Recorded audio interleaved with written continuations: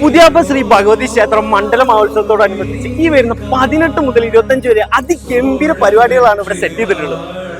മക്കളെ, ലൈഫിൽ വൺ ടൈമെങ്കിലും ഈ ഒരു ദൃശ്യവിസ്മയം നിങ്ങൾ കണ്ടിട്ടില്ലെങ്കിൽ അത് നിങ്ങൾക്ക് ഏറ്റവും വലിയൊരു നഷ്ടമായിരിക്കും.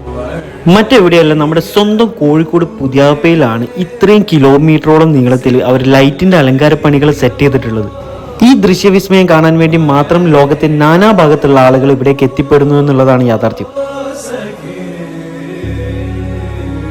ശരിക്കും പറഞ്ഞാൽ റോഡ് ഫുള്ള് കവർ ചെയ്ത് ഇത്രയും അതിമനോഹരമായ രീതിയിൽ ഈ ലൈറ്റ് കാര്യങ്ങളൊക്കെ സെറ്റ് ചെയ്ത് നമ്മൾ അതിലെ പോകുന്ന സമയത്ത് വേറൊരു ലോകത്തിലൂടെ പോകുന്ന ഒരു ഫീലാണ്. അതിൽ എടുത്തു പറയേണ്ട കാര്യം, സ്നേഹിച്ച ചങ്ക് പറിച്ചിരുന്ന ഇവിടുത്തെ പുതിയാപ്പയിലെ നാട്ടുകാരുടെ പവർ തന്നെയാണ് കേട്ടത്. അതുപോലെ തന്നെ മറ്റൊരു പ്രത്യേകതയാണ്, ഇന്നേ ദിവസം നിങ്ങൾക്ക് ഇവിടെ ഒരു പോലീസുകാരെ പോലും കാണാൻ പറ്റില്ല എന്നുള്ളത്.